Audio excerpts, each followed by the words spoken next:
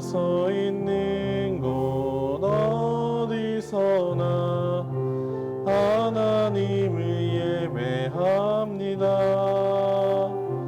내 영혼 거룩한 은혜를 향하여 내 마음 완전한 하나님 향하여 이곳에서 바로 이 시간 하나님을 예배합니다.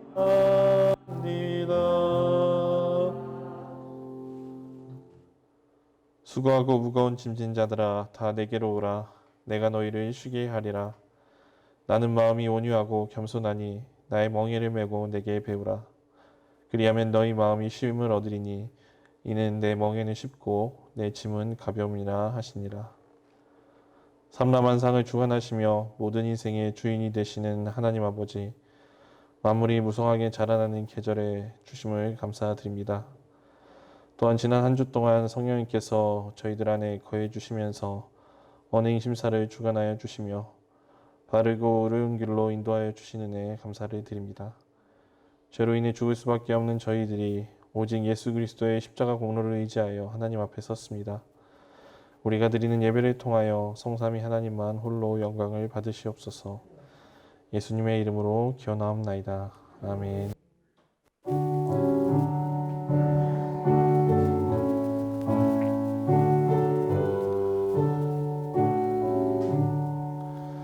눈을 들어 산을 보니 도움 어디서나 천지 지은 주 하나님 나를 도와주시네. 나의 발이 실족지 않게 주가 깨어 지키며 택한 백성 항상 지켜 길이 보호하시네.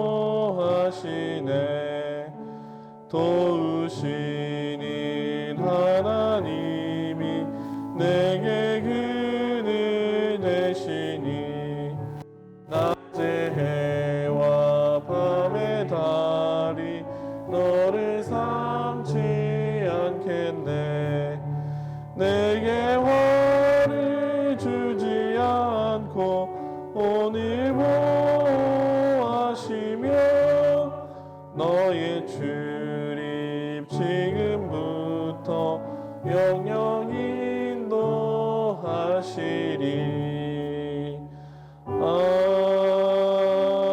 아멘. 다 함께 사도신경으로 신앙 고백하시겠습니다.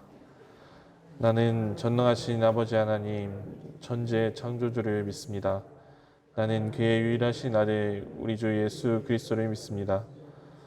그는 성령으로 잉태되어 동정녀 마리아에게서 나시고 본디오 빌라도에게 고난을 받아 십자가에 못 박혀 죽으시고 장사된 지 사흘 만에 죽은 자 가운데서 다시 살아나셨으며 하늘에 오르시어 전능하신 아버지 하나님 우편에 앉아 계시다가 거기로부터 살아있는 자와 죽은 자를 심판하러 오십니다.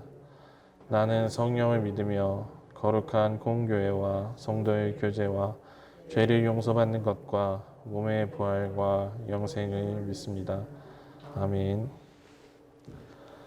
긍휼이 풍성하신 하나님 아버지, 질그릇같이 연약한 저희들이 자신을 돌아보며 회개합니다. 아무런 가치 없는 저희들을 하나님께서 친히 택하시고 죄에서 구원하시고 자녀로 삼아 주셨나이다. 이렇게 하나님의 은혜로 존귀하게 되었으나 저희들은 그 큰 사랑과 은혜를 귀중하게 여기지 않았습니다. 입으로는 하나님만이 나의 전부라고 말하면서 행함으로는 온갖 탐욕과 죄악에 함몰하여 살았습니다.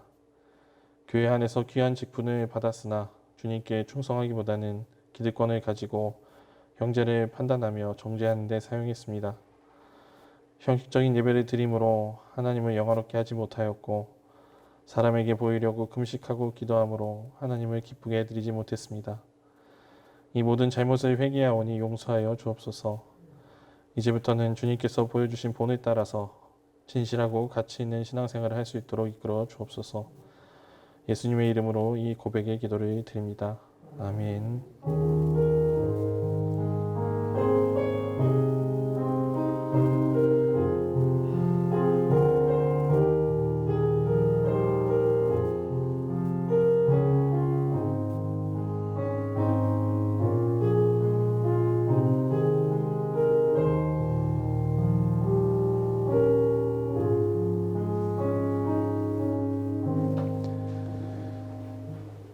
생명의 율례를 지켜 행하여 죄악을 범하지 아니하면 그가 반드시 살고 죽지 아니할지라. 그가 본래 범한 죄가 기억되지 아니하리니 그가 반드시 살리라. 이는 정의와 공의를 행하였음이라. 아멘.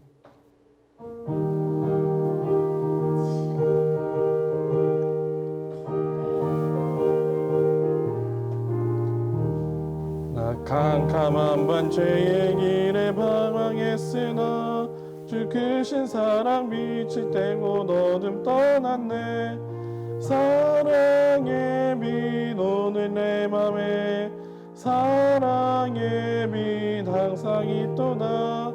내가 예수 믿고 마음속에 항상 그 빛이 있도다.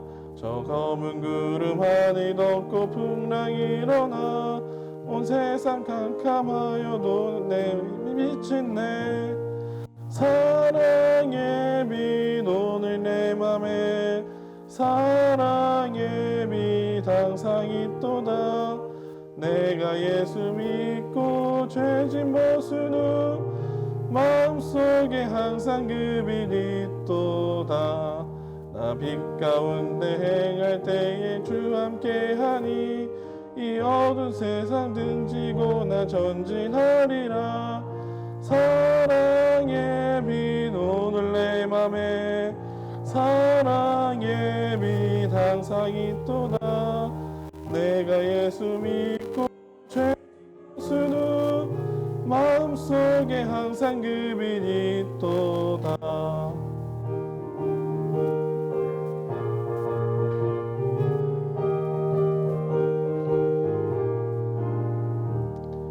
나 넓게 퍼진 저 들판을 지나갈 때에 저 영광스런 그 열매 다 추수하겠네. 사랑의 빛 오늘 내 맘에 사랑의 빛 항상 있도다. 내가 예수 믿고 죄진 벗은 마음속에 항상 그 빛이 있도다. 나 잠시 후에 영광의 빛 내게 비칠 때 그 영광스런 주 얼굴 나 친히 뵙겠네.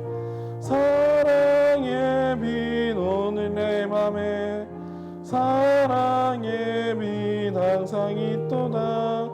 내가 예수 믿고 죄진 벗은 마음속에 항상 그 빛이 있도다. 이 시간 우리를 대표해서 김영호 안수 집사님께서 기도해 주시겠습니다.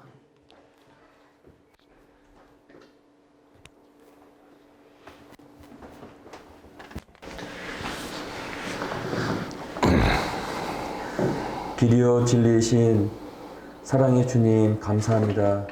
우리의 삶 속에 항상 계시는 주님, 지친 한 주간의 삶 속에서도 눈동자와 같이 살펴주시고 우리의 마음과 생각을 지켜주심에 감사합니다. 견딜 수 없는 광야의 생활에서도 만나와 메추라기로 구름기둥과 불기둥으로 그 생명을 지키고 인도하신 주님, 코로나로 모두가 지쳐가는 시간 속에서도 먹을 것, 입을 것 주시고 또 한 주 힘있게 살 수 있는 힘을 주시며 거룩한 주일을 기억하여 예배드릴 수 있도록 인도하심을 감사합니다. 오늘 모인 주님의 자녀들, 주님 주신 말씀을 통해 위로받게 하시고 새 힘을 얻을 수 있는 귀한 예배가 될 수 있도록 인도하여 주시옵소서. 생명을 다스리시는 주님, 어느덧 1년 넘게 지내온 감염병과의 삶은 우리의 생활 모습을 많이 변화시키고 있습니다. 인간의 이기심으로 만들어낸 질병으로 인종 간의 싸움이 일어나며 함께 살아가야 할 세상이 불신과 차별로 얼룩지고 있습니다. 이기적인 마음이 더욱 커지며 배려하지 못하는 말과 행동으로 매일 수없이 많은 사건들이 일어나고 있습니다. 주님, 우리의 모습을 용서하여 주시옵소서. 어쩌면 감염병보다 그동안 우리가 살아왔던 마음의 병이 더 컸을지도 모릅니다. 찬양할 수 있을 때 찬양하지 못했고, 기도할 수 있을 때 더 간절히 기도드리지 못했던 일들을 후회합니다. 코로나가 종식되지 않는다 하여도 찬양과 기도가 멈추지 않도록 주님 인도하여 주시옵소서. 이렇게 주님의 자녀들이 모이지 못할 때 마음이 모아지게 하시며 몸은 떨어져 있어도 말씀은 항상 붙어 지낼 수 있도록 주님 인도하여 주시옵소서. 사랑의 주님, 코로나로 경제적 어려움을 해결하지 못해 생계의 절벽에 서 있는 많은 자녀들이 있습니다. 일할 수 있는 여건을 열어주시고 힘있게 살아갈 수 있도록 평안의 길을 열어 주시옵소서. 성명교회는 30여 개 국내의 선교지와 이웃돕기, 장학사업 등 주님 나라의 확장과 생계 어려움에 처한 많은 형제 자매에게 매월 후원 활동을 진행하고 있습니다. 이 많은 후원 사업을 감당할 수 있는 여건을 허락해 주심을 감사합니다. 어려운 가운데 헌금하는 주님의 자녀들을 기억해 주시며 그 손길을 살펴주셔서 마르지 않는 샘처럼 풍성히 채워 주시옵소서. 이 시간 말씀 전해주시는 목사님께 복을 주시고 모든 성도가 은혜 받게 하시며 한 주간 코로나 블루의 우울함이 아닌 생명의 말씀을 가슴 깊이 품고 기쁨으로 살아갈 수 있도록 인도하여 주시옵소서. 예배의 시종을 주님께 맡기오며 거룩하신 우리 주 예수님 이름으로 감사하며 기도드립니다.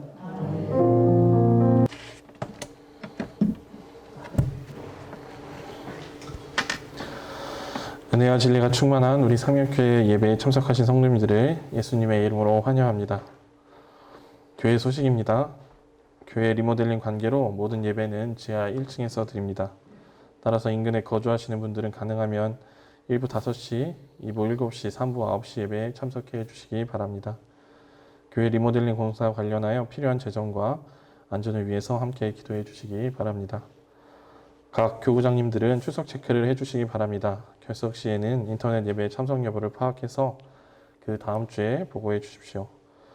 주보에 첨부된 성경 문제를 꼭 풀어보시고 지난주의 설교 요약을 꼭 읽어보시기 바랍니다.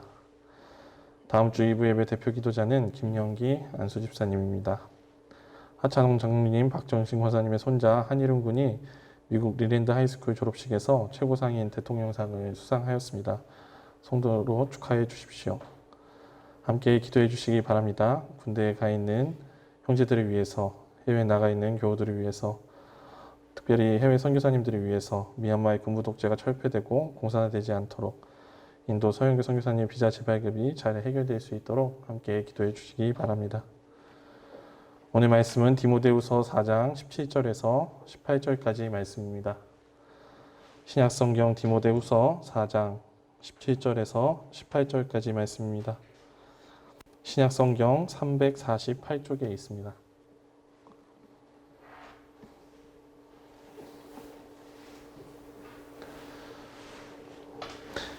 디모데후서 4장 17절에서 18절까지 말씀 다 함께 합독하도록 하겠습니다. 주께서 내 곁에 서서 나에게 힘을 주심은 나로 말미암아 선포된 말씀이 온전히 전파되어 모든 이방인이 듣게 하려 하심이니 내가 사자의 입에서 건짐을 받았느니라. 주께서 나를 모든 악한 일에서 건져내시고 또 그의 천국에 들어가도록 구원하시리니 이 세세 무궁토록 있을지어다. 아멘. 오늘은 주께서 함께 하시면이라는 제목으로 담임 목사님께서 생명의 말씀 전해주시겠습니다. 하나님, 은혜와 사랑을 감사합니다. 오늘 법도 거룩한 날 주여 주시고 이후 예배로 드리게 하시니 감사합니다. 예배를 통해서 하나님 영광을 받으시고 모인 성도들에게 성령과 평안으로 충만케 하여 주옵소서.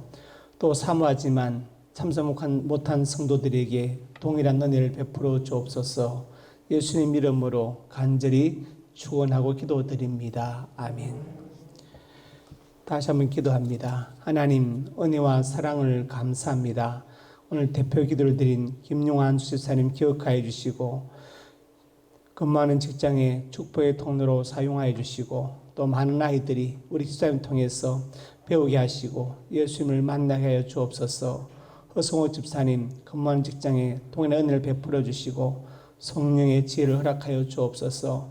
많은 아이들이 우리 집사님 통해서 사랑과 예수님을 만나게 하옵소서. 은사와 진유의 앞날이 주 안에서 복되게 하시고 시온의 대로가 열려지게 하여 주옵소서. 예수님 이름으로 간절히 축복하고 기도드립니다. 아멘.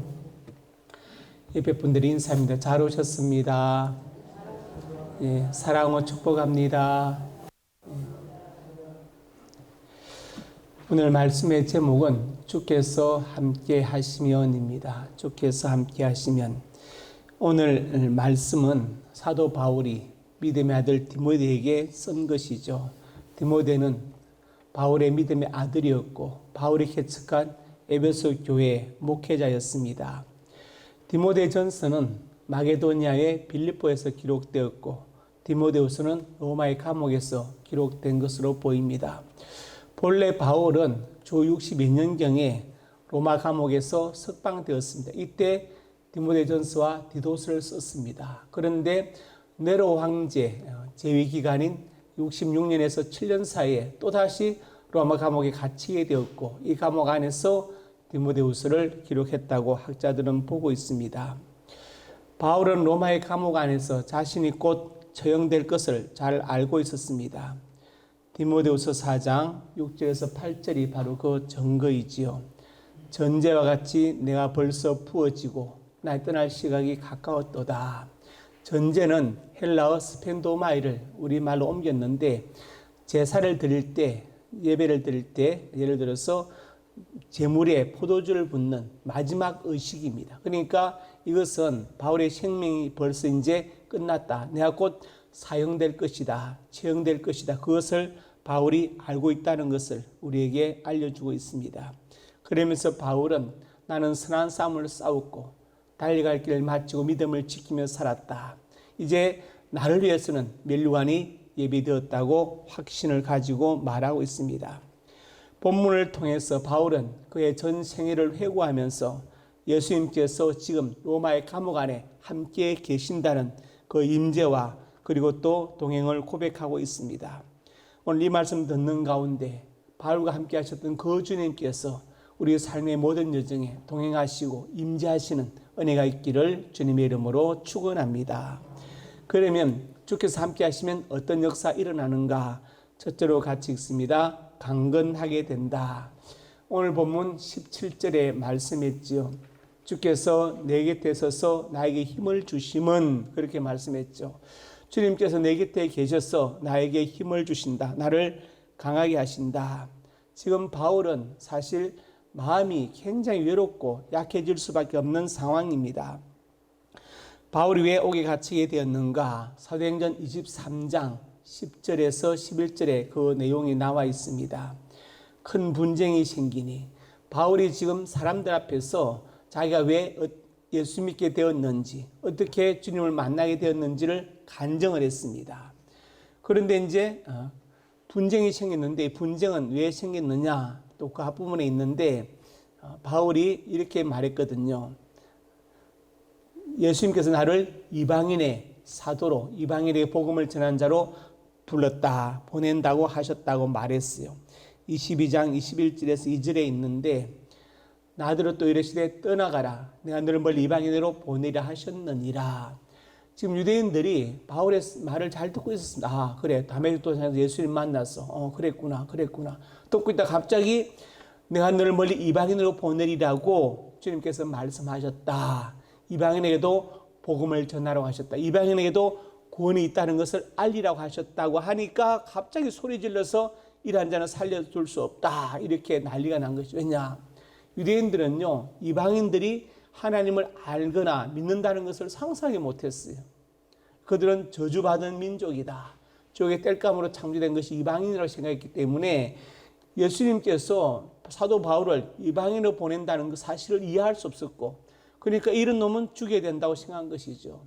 바로 우리만 하나님의 백성이다. 선민의식, 우월의식을 가지고 있었던 것입니다. 그래서 바울이 찢겨서 죽을 뻔했는데 천부장이 이제 군사들의 명에서 바울을 구출해서 군대 안으로 막산으로 데려가라고 말한 것을 볼 수 있습니다. 그리고 이제 로마의 감옥에 갇히게 된 것이죠. 바울이 지금 왜 약해질 수밖에 없는가? 디모데후서 4장 9절에서 10절에 너는 어서 속히 내기로 오라. 디모데에게 속히 내기로 오라. 대마는 세상을 사랑하는 날 버리고 데살로니가에 갔다. 지금 대마가 떠나간 것에 대해서 이렇게 말하고 있죠. 그러면서 지금 내게 아무도 없다는 것을 바울이 말하고 있습니다. 또 4장 14절에서 15절에 보니까 이렇게 말했죠. 구리의 생업자 알렉산더가 내 해를 많이 입혔다. 너도 그를 주의하라. 바울은요, 웬만하게 자기를 힘들게 하고 괴롭혀서는 말을 안 하는 사람입니다. 얼마나 많은 고생과 고난과 박해를 받았으니. 그런데 특별히 이렇게 구리 세업자 알렉산더를 기록하는 것은 바울이 이 삶 통해서 많은 고난을 받고 상처를 받고 힘들었고 자기로서 끝나는 것이 아니라 디모데까지도 앞으로 힘들 것을 염려했기 때문에 너도 그를 주의하라 이렇게 말했습니다. 그리고 4장 16절에 가서 이렇게 말하지요. 내가 처음 변명할 때, 같이 읽어부터 시작. 내가 처음 변명할 때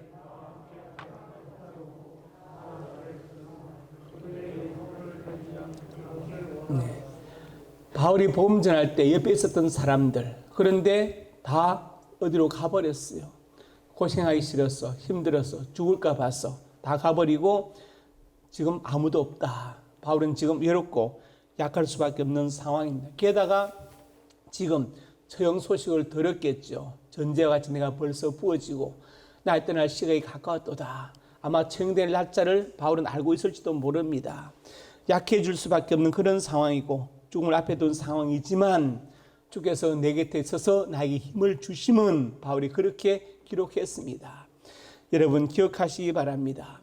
바울이 가장 약할 때, 가장 외롭고 힘들 때 주님께서 바울과 함께 계셨다는 사실입니다. 여러분이 가장 약할 때, 힘들 때, 외로울 때 주님은 여러분 곁에 계십니다. 이것을 믿으시기 바랍니다. 다 나를 버리고 떠나도 주님은 나를 버리지 않으시고 떠나지 않으십니다. 우리에게 이 확신이 있어야 됩니다. 주님은 바울과 함께 계셔서 바울 외롭지 않도록 그리고 지치지 않도록 붙들어 주시고 오히려 그에게 힘을 주신 것을 볼 수 있습니다. 우리는 약하지만 주님은 강하십니다. 우리는 어리석지만 주님은 결코 어리석지 않으십니다. 그러므로 내가 얼마나 약한가, 내가 얼마나 어리석은가가 중요한 것이 아니라 주님께서 나와 함께 계시는지 계시지 않는지가 더 중요한 것입니다. 이사야 41장 14절에 이렇게 말씀했죠. 버러지 같은 너 야곱아, 이스라엘 사람들아 두려워하지 말라. 옛날 성경에는요, 지렁이 같은 너 야곱이래. 지렁이 같은 야곱아.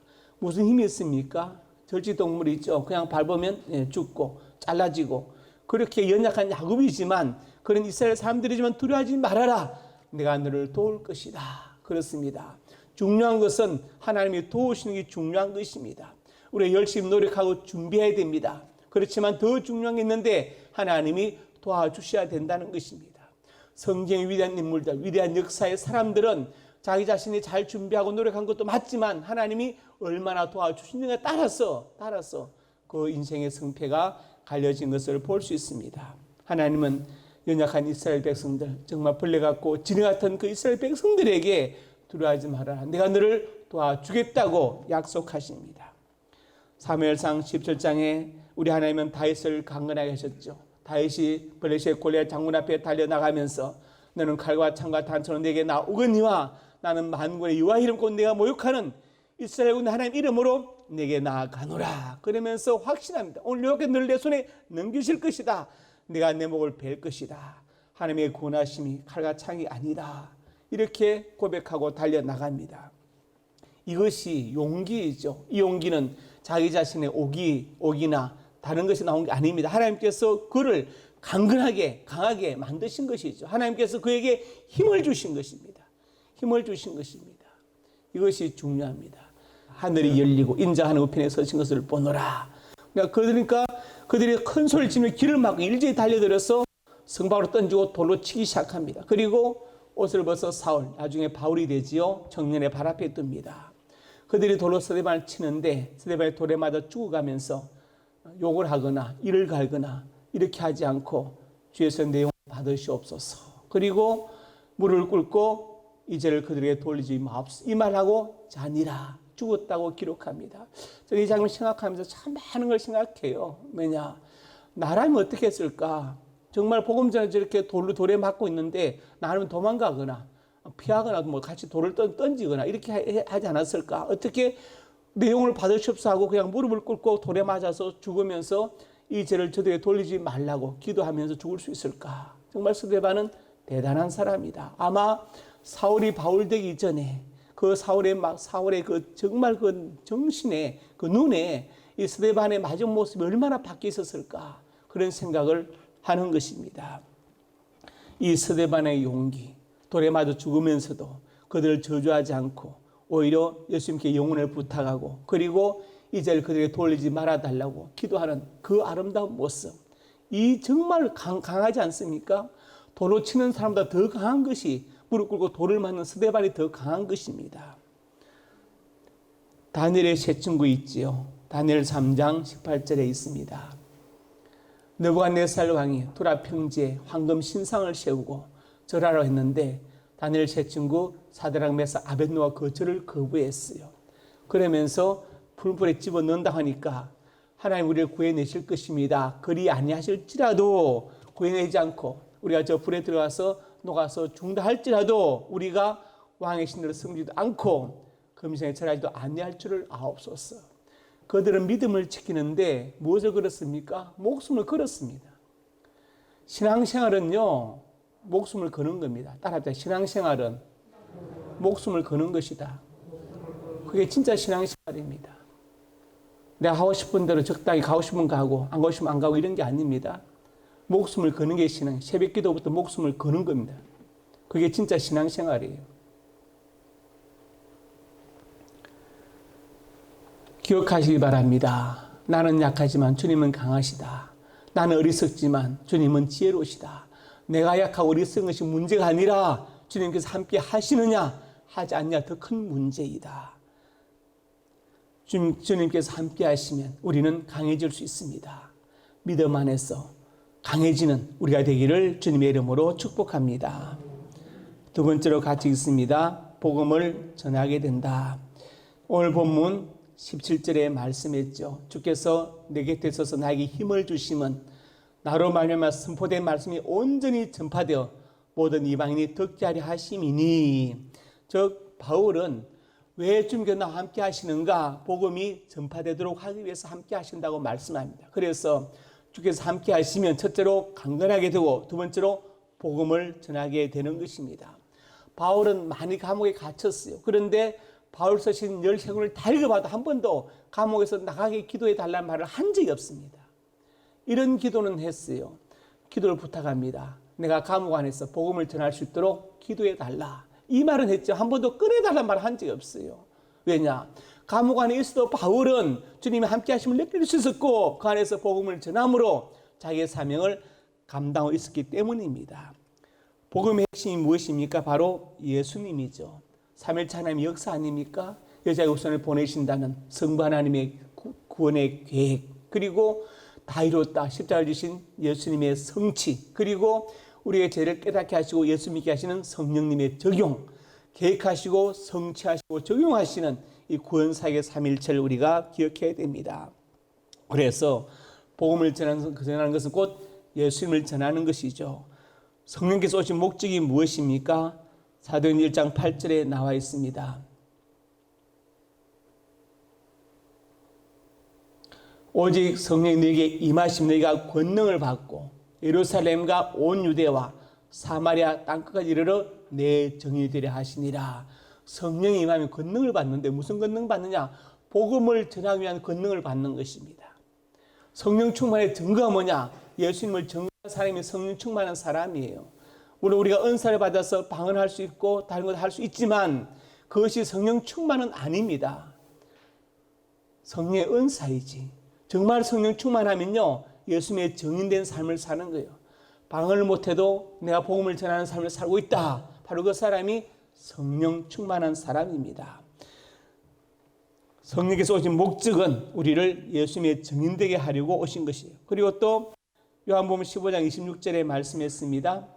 내가 아버지께로부터 내게 보낼 보혜사 곧 아버지께로부터 나오시는 진리의 성령 오실 때에 그가 나를 정언하실 것이요. 진리의 성령은 누구를 정언합니까? 이단 사입이 교주를 정언한 것이 아니라 예수님을 정언한다는 거예요. 예수님을 정언한다. 왜냐? 그 목적으로 오셨기 때문에 그렇습니다. 그래서 성령 충만은 곧 예수님으로 충만한 것입니다. 바울은 자신의 사명을 사도행전 6장에서 이렇게 표현했습니다. 같이 읽어봅시다. 시작.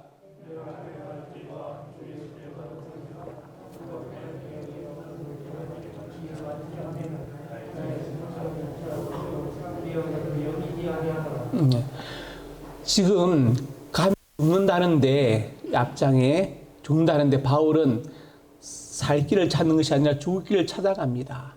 모든 생명체는 맹목적인 삶의 의지가 있어요. 지령도 밟으면 꿈틀하죠. 살려고 몸부림치는 겁니다. 쥐를 잡아 물에 던져보세요. 길을 속 헤엄쳐 나옵니다. 모든 생명체는 살려고 몸부림치는데 바울은 죽기 위해서 죽을 자를 찾아가는 거예요. 왜냐? 복음을 전할 수 있다면 나는 죽어도 좋다. 바울은 풀려날 수 있었지만 로마 황제에게 재판을 청구했습니다. 왜냐? 황제 앞에 서서 재판받는 동안에 복음을 전하려고. 바울의 목적은 복음을 전하는 데 있었지 목숨을 연장하는 데 살리는 데 있지 않았습니다. 그래서 내 생명도 귀한 것을 여기지 않는다고 이렇게 선포한 것입니다. 디모데후서 2장 1절과 2절에서 그래서 바울이 이제 디모데에게 부탁합니다. 내 아들아, 그러므로 너는 그리스도 예수 안에 있는 은혜 가운데서 강하고, 우리를 강하게 하는 것은요 은혜입니다. 믿음 연륜 중요해요. 직분 중요하고 직접 중요하지만 더 중요한 것은 내 속에 있는 은혜가 더 중요한 것입니다. 여러분, 우리가 예를 자다가 잠이 안 와서 깨어나가지고 지나온 삶을 돌아보면서 내 삶에 하나님 어떻게 역사하셨는가 정말 감사하다. 그래서 감개의 눈물을 흘려본 경험이 있어야 됩니다. 그리고 그 사랑은 너무나 큰데 나는 그 사랑에 정말 보답하지 못하고 오히려 하나님의 마음을 더 아프게 하는구나. 그런 양심의 가책 때문에 울어본 경험이 있어야 됩니다. 내가 목사다, 뭐다 이런 직분이 물론 중요하지만 더 중요한 것은 우리 속에 있는 은혜가 더 중요해요. 사람들 우리 직분과 직책을 보지만 하나님 우리 속에 있는 은혜를 보십니다. 꼭 기억하시기 바랍니다. 사람들은 나의 직분과 직책을 봐요. 아, 당신이 목사입니까? 뭐 노회장입니까? 그렇지만 하나님은 우리 속에 있는 은혜를 보십니다. 그래서 사람이 보는 눈과 하나님이 보는 눈이 다르십니다. 우리 속에 있는 은혜를, 그 분량을 한번 점검해 보세요. 나에게 정말 은혜가 있는가? 내가 목사로 하는데 목사에 맞는 은혜가 나에게 있는가? 하나님 보실 때. 내가 장로이면 장로에 맞는 은혜가 있는가? 우리가 우리 스스로 살펴봐야 됩니다. 그리고 양심으로 그것을 판단할 수 있을 것입니다. 우리를 강하게 하는 것은 은혜입니다. 왜 바울이, 서대반이, 나중에 디모데가 순교했습니까? 예수님의 제자들 왜 순교합니까? 목숨보다 큰 은혜를 받았기 때문에 순교도 가능한 것입니다. 왜? 은혜가 목숨보다 크기 때문에 목숨도 드릴 수 있었던 것입니다. 그러면서 바울이 2절에 가서 말합니다. 내가 많은 정인 앞에 내게 들은 바를 충성된 사람들에게 부탁하라. 복음을 전하라. 그들이 또 다른 사람들을 가르칠 수 있을 것이다. 이렇게 말했죠. 바울은 디모데에게 복음을 전할 것을 말했습니다. 그리고 고난도 복음 때문에 받을 것을 말했어요. 디모데후서 1장 8절에 말씀했습니다. 그러므로 너는 내가 우리 주를 정언함과 또는 주를 갇힌 자 된 나를 부끄러워하지 말고 하나님의 능력을 따라 복음과 함께 고난을 받아라. 정말 교회를 사랑하는 사람은 교회와 함께 고난을 받을 수 있는 사람입니다. 그렇지요? 그 사람이 교회를 사랑하는 사람이에요. 여러분을 정말 사랑하는 사람은 여러분이 고난을 받을 때 고난을 함께 나눌 수 있는 사람입니다. 그 사람이 정말 나를 사랑하는 사람이에요. 내가 아무 문제 없고 잘 되고 할 때 옆에 있는 사람도 좋지만 더 좋은 사람은 내가 고난 받을 때 나와 함께 있는 사람이 더 좋은 사람이에요. 내 고난에 동참하는 사람이고 내 슬픔에 눈물에 함께 울고 같이 슬퍼할 수 있는 사람이 정말 나를 사랑하는 사람입니다. 제가 저번에 금요 기도회 때 그 얘기했죠. 영화 끝나고 날 때 올라가는 자막, 엔딩 크레딧. 거기 보면은 주연 누구, 감독 누구, 조연 누구 쭉 나옵니다. 제가 그걸 보면서 생각한 것은 내 인생의 엔딩 크레딧이 올라갈 때 어떤 이름들이 올라갈 것인가를 생각하는 거예요. 물론 내 인생이니까 주인공은 나지요. 그렇지만 내 인생에 같이 조인으로 참석했던 많은 사람들, 그 사람들 어떤 역할로 올라갈까 보면은 착한 사람, 악한 사람 다 엮이 나오지 않습니까? 어떤 이름들이 기억될까 생각해요. 바울은 디모데에게 말합니다. 하나님의 능력을 따라 복음과 함께 고난을 받아라. 그래서 우리가 복음을 전할 때 고난 받는 것을 두려워하지 마시기 바랍니다. 하나님께서 감당할 힘을 주시고 피할 길을 주시고 또 이길 힘도 주시는 것입니다. 그리고 디모데후서 4장 2절에 이렇게 말합니다. 너는 말씀을 전파하라. 때를 어떤지 못 어떤지 항상 힘써라. 너는 말씀을 전파하라. 때를 어떤지 못 어떤지 항상 힘쓰라. 예민하게 깨어있으라. 예민하게 깨어있으라. 제가 청년 때 시버 터미널에 앉아 있는데 어떤 사람 아저씨에게 전도를 했어요. 근데 그분이 그러더라고요. 자기가 옛날에 교회 다녔는데 청년 회장이었대. 근데 안 다닌다. 왜 안 다니시며 했더니 그때는 어려웠을 때니까 구제 물품이 나왔나 봐. 근데 구제 물품을 특정한 몇 사람들이 나누어 갖는 걸 보고서 실망해서 안 나간다고 그러더라고요. 그래서 물론 사람이니까 그럴 수 있지만 그것과 신앙은 그것을 초월하는 것이다. 그것은 인간의 모습이지 본래 복음은 그런 것이 아니다. 이제 전도를 했습니다. 제가 존경하는 권태구 목사님, 제가 청주 사람교회 청년부 때 그분은 전도사님이었습니다. 우리를 지도하셨는데 그분은 우리 교회 두 번 부흥이 오셨죠. 그리고 간증도 했습니다. 시골에 갈 일이 있어서 가다가 버스를 잘못 내린 거예요. 시골 버스를. 한정거장 먼저 내렸어요. 그 말 청년들이 같이 내렸는데 한정거장 걸어가면서 그들에게 복음을 전했습니다. 그랬더니 청년들이 복음을 받아들인 거예요. 예수 영접한 거예요. 밤에 처음 만난 청년들 시골길에서. 그래서 청년들 집에 따라가지고 세례까지 준 겁니다. 세례까지 줬어요. 세례를 주었습니다. 그때 그분이 깨달은 게 뭐냐. 실수로 내린 것이 아니라 성령께서 나를 잊어버리고 한전에 먼저 내리게 하신 이들에게 복음을 전하라고. 그 섭리를 깨달았다는 거예요. 바울이 귀신 들린 소녀에게서 귀신을 내쫓아 버렸어요. 그러니까 이 소녀가 점치는 능력이 사라져 버렸어요. 그러니까 그 소녀를 붙잡고 있던 많은 주인들이 돈벌이가 사라지니까 바울을 고발해서 잡혀갔습니다. 그리고 이제 매를 많이 맞았죠. 막 옥에 갇혔다가 밤에 찬송하고 기도하니까 신라와 함께 막 기도하고 찬송하니까 옥문이 열리고 옥트가 흔들리고 매인 것이 다 풀어져 버렸어요. 그러니까 자기를 때리던 간수가 와가지고 선생들이 내가 어떻게 해야 구원을 받겠느냐. 그러니까 바울이 뭐라고 합니까? 주 예수를 믿어라. 그래야 너와 내 집이 구원을 받을 것이다. 그렇게 했어요. 그리고 이제 그날로 바로 예수 영접하고 간수 가족들이 다 세례받지 않습니까? 그리고 다음 아침에 이제 그 높은 산에 와가지고 이제 풀어줘라 하거든요. 그러니까 바울이 그때 뭐라 합니까? 나는 로마 시민권 갖고 있다. 완전 사색이 된 거예요. 왜? 로마 시민권을 가진 사람을 재판도 없이 가두고 때렸으니까 이것은 자기 목이 날아갈 판이에요. 그러니까 막 빌지 않습니까? 그래서 이상하죠? 왜? 어제 밤에 그렇게 말하지 않았어요. 그러면 같지도 않고 옥에 맞지도 않았을 텐데 왜 어제 밤에 가만히 있다가 매를 맞고 옥에 갇히고 나서 아침에 그렇게 말할까요? 바울은 생각한 것입니다. 이렇게 참 하나님 보시기에 좋은 일을 했다. 귀신을 쫓아내고 이 소녀를 구했다. 그런데 왜 이렇게 이런 일들이 벌어질까? 이것은 뭔가 하나님의 섭리가 있지 않겠는가? 무엇인지 알 수 없지만 하나님 뜻이 있으니까 한번 기다려보자. 기다려보자.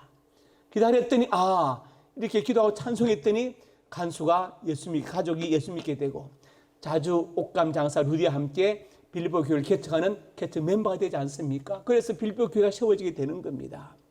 이것이 이해되지 않았지만 뭔가 하나님의 뜻이라고 생각하고 옥에 갇히고 매를 맞은 거예요. 그리고 다음날 로마 시민권을 말하고 있습니다. 우리가 살아가면서 내 뜻대로 안 되는 일들이 있죠. 이건 선한 일인데, 교회를 위한 일인데, 좋은 일인데 그렇지만 뜻대로 안 될 때가 있어요. 그때는 조금 기다려야 됩니다. 왜냐? 하나님의 섭리가 뜻이 뭔가 있다고 생각해야 돼요. 그러면 하나님께서 반드시 그게 지나고 나면 하나님의 뜻을, 하나님의 섭리를 보여주실 것입니다. 바울이 지금 디모데에게 말합니다. 너는 말씀을 전파하라. 때를 어떤지 못 어떤지 항상 힘써라. 복음을 전하는데 예민해 있을 것을 말하고 있습니다. 주께서 함께 하시면 첫째로 우리를 강하게 하시고 두 번째로 복음을 전하게 하십니다. 세 번째로 같이 읽습니다. 천국까지 인도하신다. 우리 칼빈주의, 원래 깔뱅이라고 부르면 깔뱅인데 옛날부터 칼빈으로 불러가지고 이제 칼빈 하는데 깔뱅주의 5대 교리가 있어요. 첫째가 뭐냐? 전적 타락. 인간은 천적으로 타락했다. 두 번째로 무조건적 선택. 그 타락한 인생들을 무조건적으로 선택하셨다. 세 번째가 제한적 속죄. 무조건적으로 선택한 그 백성들을 제한적으로 속죄하신다. 그리고 네 번째로 불가항력적 은혜. 이것은 우리가 거부할 수 없는 은혜이다. 마지막이 성도의 견인. 우리를 강하게 하셔서 이끌어 가신다. 어디까지? 천국까지 인도하신다는 거예요. 여러분, 지금 내가 죽어도 천국 갈 자신이 있습니까?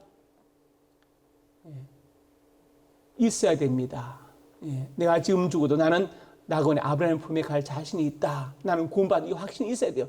죽어봐야 알지. 이것은요, 다시 시작해야 됩니다. 성경 그렇게 가르치고 있지 않습니다. 예수 믿으면 바로 구원을 얻는다고 분명히 약속하고 있어요. 몰몬교는 그렇게 안 가르쳐요. 몰몬교는 죽어봐야 안다고 가르쳐요. 죽어봐야 안다고 가르치지만 기독교는 그렇게 가르치지 않습니다. 구원의 확신을, 천국의 확신을 가지고 살아야 됩니다. 디모데후서 4장 18절에 말씀했죠. 오늘 본문에 또 그의 천국에 들어가도록 구원하시리니, 이것은 영원한 구원을 말하는 것이죠. 영원한 구원. 천국에 들어가도록 구원하신다. 이 땅에서 구원받았지만 천국에 들어감으로 그 구원이 완전히 이루어진다는 것을 말하는 것입니다. 분명히 예수님께서 재림하실 것이고 천국이 실제를 우리는 알고 있습니다. 고린도서 12장에 바울이 자기 경험을 말하지요. 무익하나마 내가 부득불 자랑을 주의 한 사람과 계시를 말하리라. 그리스도 안에 한 사람을 안다. 14년 전에 셋째 하늘에 이끌려갔다.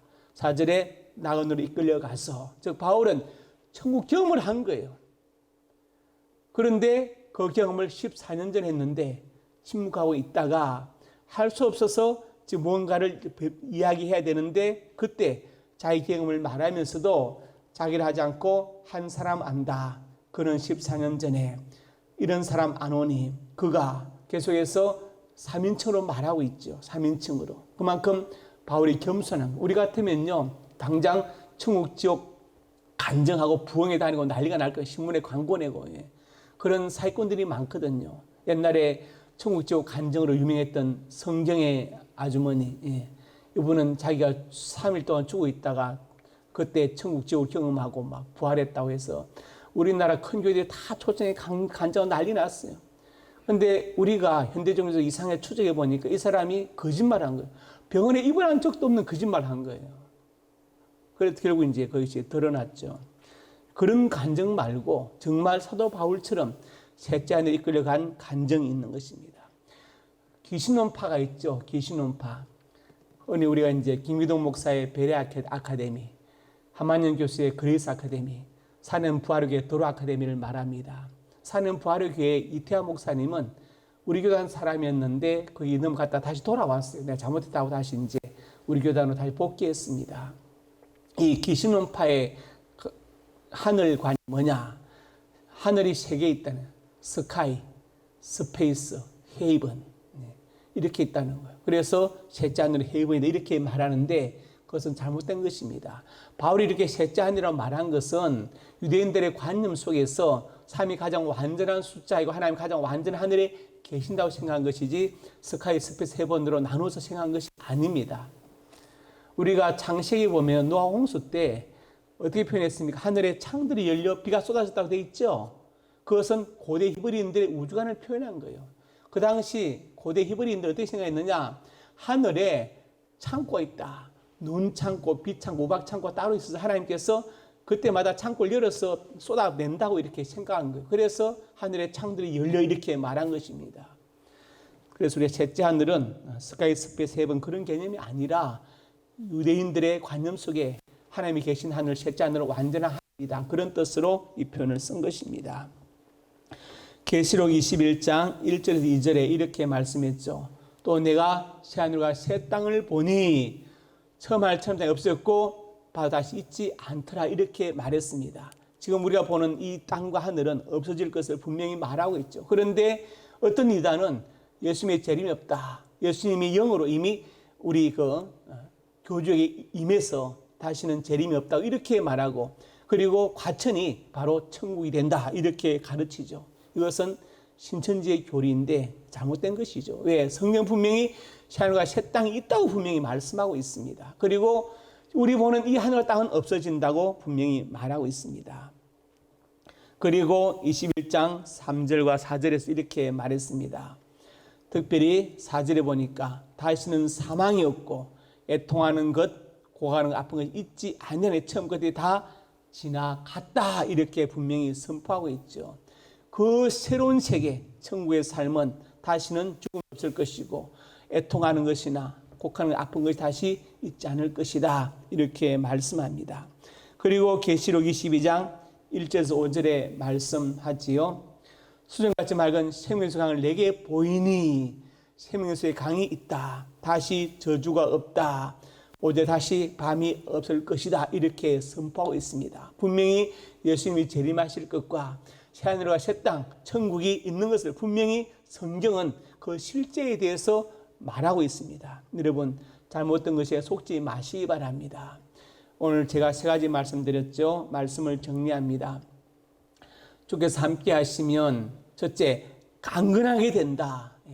두 번째로 복음을 전하게 된다. 세 번째로 천국까지 인도하신다.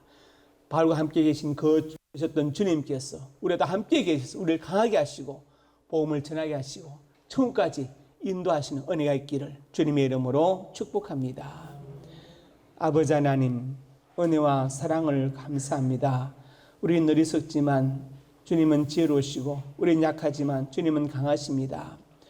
내가 얼마나 어리석고 얼마나 약한가가 중요한 것이 아니라 주님이 얼마나 지혜로우시고 강한지가 더 중요하고 그 주님 나와 함께 하시는 것이 더 중요한 것입니다.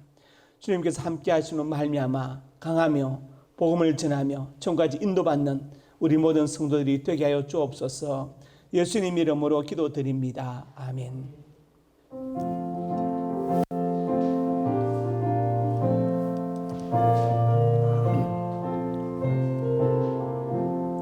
목마른 내 영혼 주가 이미 허락한 거기한 영생수 주여 갈망합니다. 그 약속 따라서 힘써 간구하오니 오 주여 내 기도 어서 들어주소서.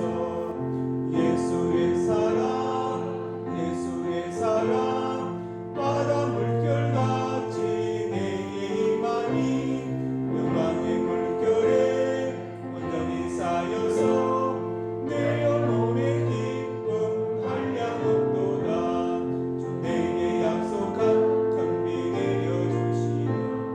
은혜의 저물은 건너편에 떠올라 거기한 징조가 내게 밝히 보이니 나 힘을 다하여 주께 간구합니다. 예수의 사랑 예수의 사랑 바다 물결같이 내게 임하니 영광의 물결에 온전히 쌓여서 내 영혼의 기쁨 한량없도다.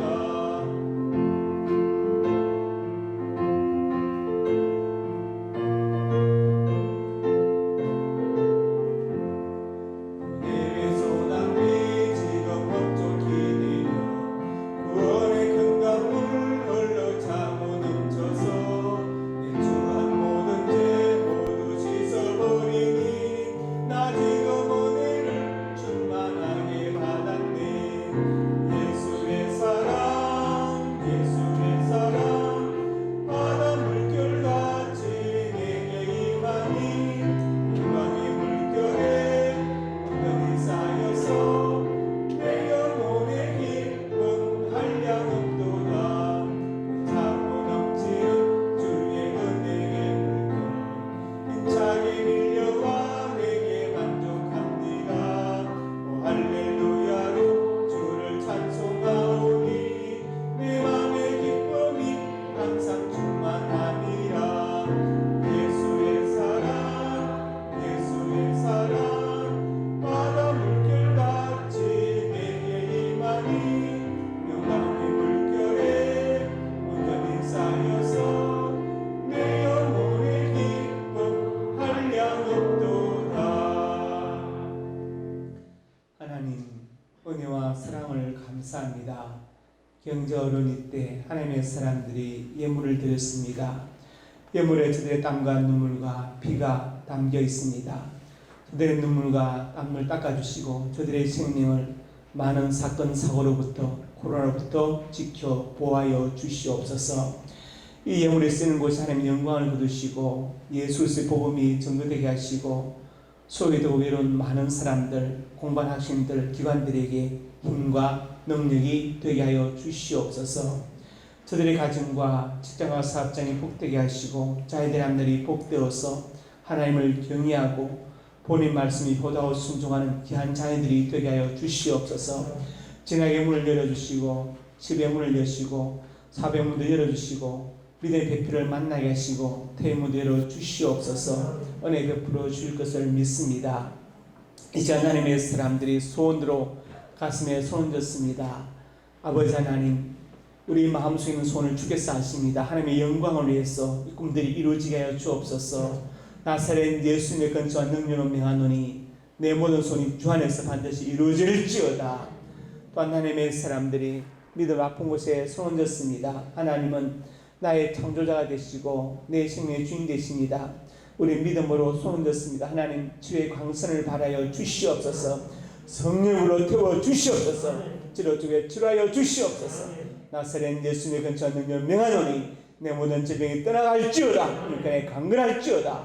하나님 건강과 장수의 복을 받아서 한 번밖에 없는 짧은 생명 헛되이 보내지 않게 해주시고 주를 위해서 몸된 교회를 위해서 받은 사명을 위하여 살게 하여 주시옵소서.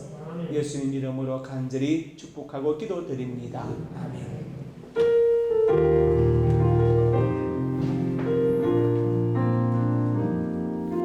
주님 다시 오실 때까지 나는 이 길을 가리라. 좁은 문 좁은 길 나의 십자가 지고 나의 가는 이 끝에서 나는 주님을 보리라.